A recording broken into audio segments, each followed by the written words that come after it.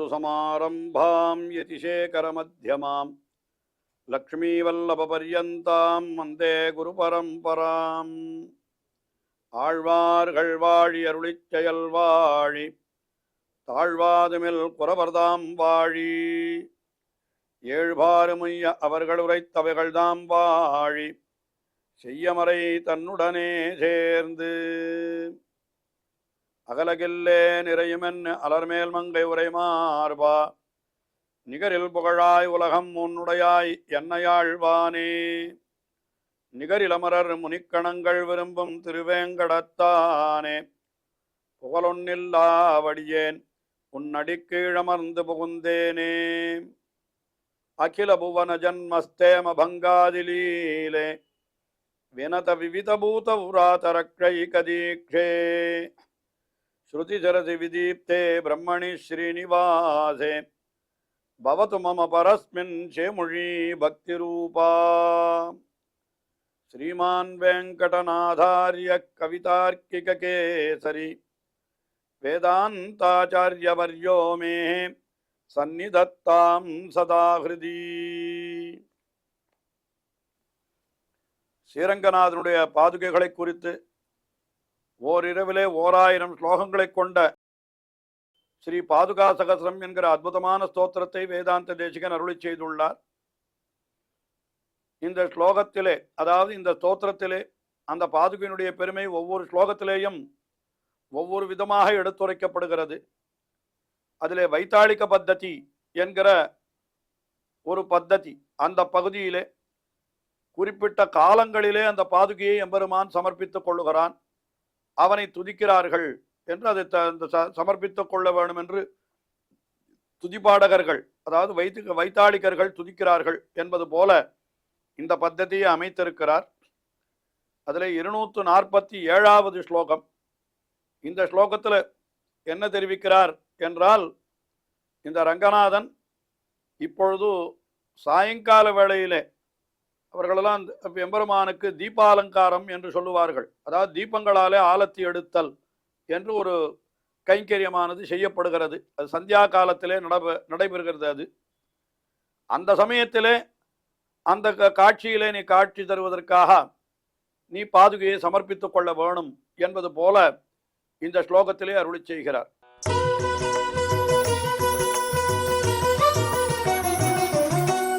திவ்யாப்சரோபிஹி உபதர்ஷித தீபவர்கே ரங்காதிராஜசுபகே ரஜனீமுகே அஸ்மின் சம்ரக்ஷிணீ சரணயோஹோ சவிலாசவிருத்திஹி நீராஜனாசனம் அசௌ நயது ஸ்வயம் த்வாஹாம். திவ்ய அப்சரோபிஹி உபதர்ஷித தீபவர்கே, அதாவது சாயங்கால வேளையில் எம்பெருமானுக்கு அந்த குடமுறைக்காரர்கள் என்று சொல்லப்படுகின்றவர்கள், அந்த பெண்கள் குடங்களை வைத்துக்கொண்டு எம்பெருமான் முன்னாலே நாட்டியமாடுவது என்று ஒன்று உண்டு. அதை சொல்லுகிறார். இவன் எங்கே இருக்கிறான்?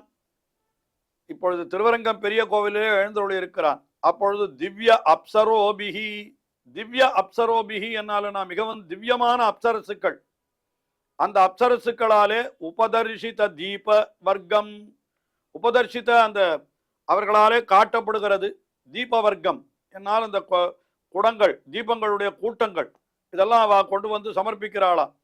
அந்த சமயத்தில் அது எப்பொழுது ரஜனி முகே என்கிறார். ரஜனி முகே என்னால் சாயங்கால வேளையிலே நடைபெறுகிறது. சாயம் சந்தியை என்கிற காலத்திலே பெருமாளுக்கு அந்த தீபங்களாலே ஆலத்தி எடுப்பது என்கிற வழக்கம் இன்றைக்கும் உண்டு. அது அதை சொல்லுகிறார் என்றே கொள்ளலாம். அப்படி அந்த சமயத்திலே நீ என்ன பண்ண வேணும் என்னால் சரணயோஹோ சம்ரக்ஷணி சரணயோஹோ சவிலாச விருத்தி, அந்த உன்னுடைய திருவடிகளை ரட்சிக்கின்ற அந்த பாதுகை இருக்கிறதே, அந்த பாதுகைகளை நீ என்ன பண்ண வேண்டும்? உன்னுடைய திருவடிகளிலே சமர்ப்பித்துக் கொள்ள வேணும்.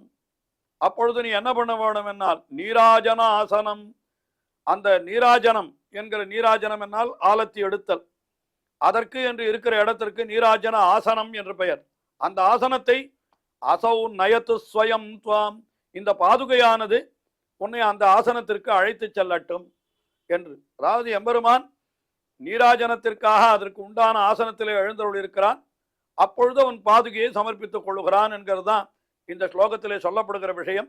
அதை இப்படி அழகாக தெரிவிக்கிறார். அதாவது எம்பெருமான் என்ன பண்ணணும், சாயங்கால வேளையிலே அந்த எம்பெருமான் மங்கள கண்டருளுகிறான்.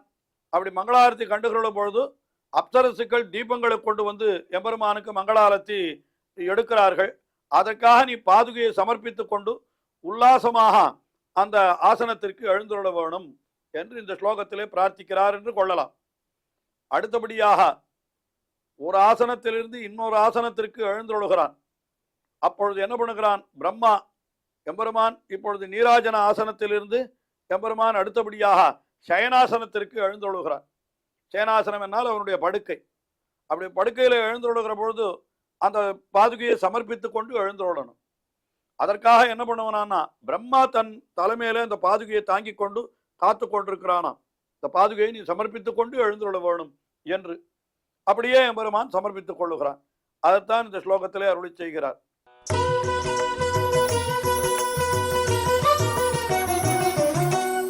ஆசனாதுச்சிதம் ஆசனாந்தரம் ரங்கநாத யதிகந்துமீஹசே சன்னதேன விதினா சமர்ப்பிதாம் சப்ரசாதம் அதிரோக பாதுகாம். ஆசனாத்து உச்சிதம் ஆசனாந்தரம், ஒரு ஆசனத்திலிருந்து தகுதியான மற்றொரு ஆசனத்திற்கு எம்பெருமான் எழுந்து ரங்கநாத யதிகந்துமீஹசே, ஹே ரங்கநாதா, நீ ஒரு ஆசனத்தில் இருந்து இன்னொரு ஆசனத்திற்கு எழுந்துள்ள வேண்டும் என்று நீ எப்பொழுது நினைக்கிறாயோ அந்த சமயத்திலே என்ன பண்ணுகிறான்னா, விதினா சன்னதேன சமர்ப்பித்தாம். விதி என்கிற பிரம்மா அவன் சித்தமாக கையிலே பாதுகையை எழுந்தொழ பண்ணி கொண்டு நிற்கிறான்.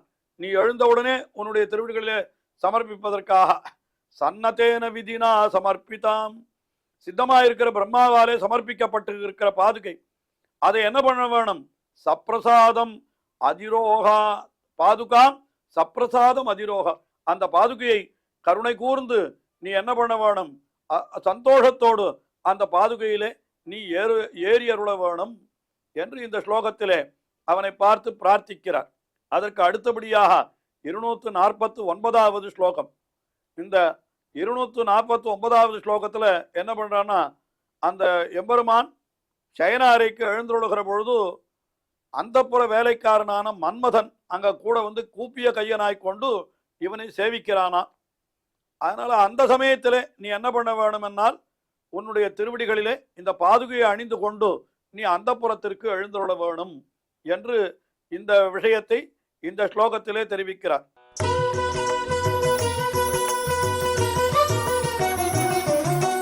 பரிஜன வனிதாபிஹி பிரேஷிதா பிராஞ்சலிஸ்வாம் பிரணமதி மதனோயம் தேவசுத்தாந்ததாசா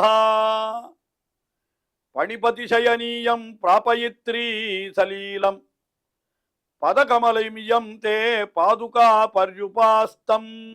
பரிஜன வனிதாபிஹி என்னால் என்ன, அங்க இருக்கக்கூடிய பரிஜனங்கள் வேலைக்கார பெண்கள், அவர்களாலே யார் அனுப்பப்படுகிறார்கள் என்னால் பிரேஷிதா, அவர்களாலே அனுப்பப்பட்டிருக்கிறான் ஒருத்தன். அவன் யார், மதனஹா அயம் மன்மதன். மன்மதன் உனக்கு தொண்டு செய்வதற்காக அப்படி அந்த பரிஜன வனிதாபிகி வேலைக்கார ஸ்திரீகளாலே உன்னிடத்திலே அனுப்பப்பட்டிருக்கிறான். அவன் எப்படி இருக்கிறான்னு கேட்டா, அவன் சுத்தாந்த தாசா. சுத்தாந்த தாசா என்னால் என்ன, அந்தப்புற வேலைக்காரன் என்ற அர்த்தமன். மிகவும் அந்தரங்கமாக எம்பெருமானுக்கு கைங்கரியம் பண்ணுபவனாக அந்த மன்மதன் அங்கே வந்திருக்கிறான். அவன் எப்படி இருக்கிறான் என்னால், பிராஞ்சலிஸ்துவாம் பிரணமதி, அவன் அஞ்சலி செய்த கையோடு உன்னை நமஸ்கரிக்கிறான். அந்த மன்மதன், அதாவது வேலைக்கார ஸ்திரீகளாலே அனுப்பப்பட்டவனாய் அந்த அந்தரங்க கைங்கரியபரனாய் இருக்கக்கூடியவனான மன்மதன் இருக்கிறானே, அவன் கையை கூப்பிக்கொண்டு உன்னை வணங்குகிறான். அதனால நீர் என்ன பண்ண வேணும், பிரணிபதி சயனீயம் பிராபயித்ரீஹி, நீ பிரணிபதி சயனீயம் என்னால் அந்த பணிபதி சயனீயம் என்னால், பணிபதி என்னால் ஆதிசேஷன், அவன் ஆதிசேஷனாகிற படுக்கை, அந்த படுக்கையில நீ என்ன பண்ண வேணும், அப்படி எழுந்தருள வேணும். அந்த படுக்கையில உன்னை எழுந்தருள பண்ணி கொண்டு போகக்கூடியது எதுன்னு கேட்டா, சலீலம் பிராபயித்ரி, மிகவும் விளையாட்டாக உன்னை அங்கே எழுந்தருள பண்ணி கொண்டு போவது எது என்று பார்த்தால், பதகமலமியம் தே பாதுகா, உன்னுடைய திருவடி தாமர்களுக்கு தகுதியான இயம் பாதுகை, இந்த பாதுகை இருக்கிறதே, இந்த பாதுகை தான் உன்னை அங்கே அழைத்து செல்ல போகிறது. அந்த பாதுகையை நீ என்ன பண்ண வேணும்? பரியுபாஸ்தம். பரியுபாஸ்தாம் என்னால் அது உன்னாலே அடையப்பட வேணும் என்று அந்த அர்த்தத்தை தெரிவிக்கிறார். பதகமலமியம் தே பாதுகா பரியுபாஸ்தாம் என்று அந்த பாதுகையானது உன்னாலே அடையப்படட்டும் என்று இந்த ஸ்லோகத்திலே தெரிவிக்கிறார். அதாவது அந்த புறத்திற்கு எழுந்துள்ளுகிற பொழுது அந்த வேலைக்காரனாக மன்மதனை அனுப்புகிறார்கள். கூடவே ஆதிசேஷனாகிற சயனத்திற்கு இந்த பாதுகையை சாத்தி கொண்டு நீ சந்தோஷமாக எழுந்துள்ள வேணும் என்று பிரார்த்திப்பதாக அந்த வைத்தாளிகர்கள் எம்பெருமானை பிரார்த்திப்பதாக இந்த ஸ்லோகம் அமைந்திருக்கிறது. அடுத்தபடியாக 250வது ஸ்லோகம். இது இந்த பத்தத்தியினுடைய நிறைவு ஸ்லோகம் என்று காட்டப்பெறுகிறது. இந்த ஸ்லோகத்திலே என்ன சொல்றார்? அந்தந்த சமயத்திலே எம்பெருமான் அதற்கு தகுதியாக பாதுகையை சமர்ப்பித்துக் கொள்ளுகிறான் என்கிற அர்த்தத்தை தெரிவிக்கிறார்.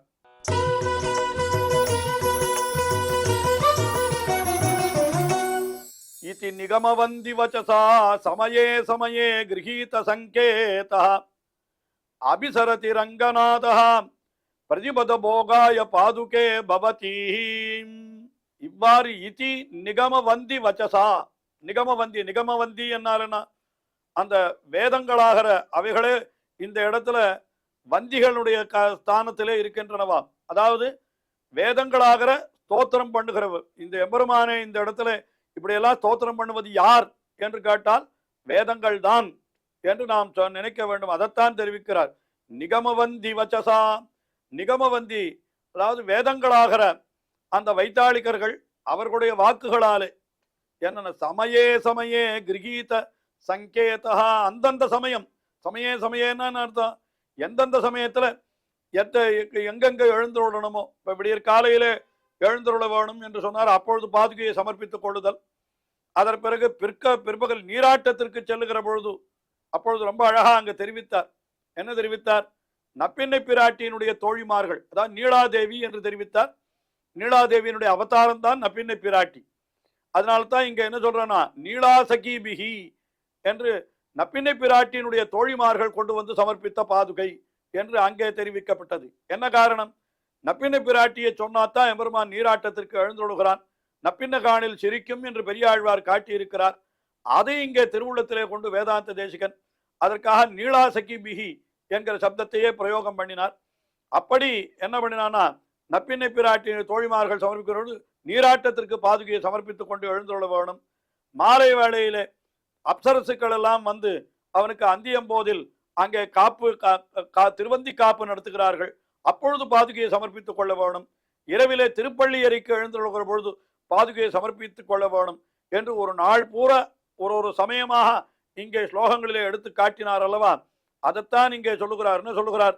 சமயே சமயே கிரகீத சங்கேதா என்று அந்த அந்தந்த சமயத்திற்கு தகுந்த மாதிரி இருக்கக்கூடிய ஏற்பாடு அந்த பாதுகை. அதுவும் பிரம்மா கையாலே ஏந்தி கொண்டு நிற்கிறான் அந்த பாதுகையை பெருமாளுடைய திருவடிகளை சமர்ப்பித்தற்கு என்று இப்படியெல்லாம் தெரிவித்தார். அதனால அப்படிப்பட்ட அந்த விஷயத்தை அபிசரதி ரங்கநாதா பிரதிபத போகாய பாதுகே என்று ரங்கநாதா அபிசரதி, ரங்கநாதன் அடைகிறார். எதற்காக? அந்தந்த சமயத்திலே அதற்கு உண்டான சுகத்தை அனுபவிப்பதற்காக இவர் அப்படி பாதுகைகளை சமர்ப்பித்துக் கொண்டு அப்படி எழுந்தொழுகிறார் என்று சொல்லி இந்த வைத்தாளிக பத்ததி என்கிற பத்ததியை நிறைவு செய்கிறார். அடுத்தபடி இன்னொரு பத்ததி தொடங்க பெறுகிறது. தொடர்ந்து அனுபவிப்போம். ஸ்ரீயக்காந்தாய கல்யாண நிதயே நிதயேர்த்தினாம் ஸ்ரீவேங்கட நிவாசாய ஸ்ரீனிவாசாய மங்களம். ஸ்ரீமத் சுந்தர ஜாமாதிரு முனிமானசவாசினே சர்வலோக நிவாசாய ஸ்ரீனிவாசாய மங்களம்.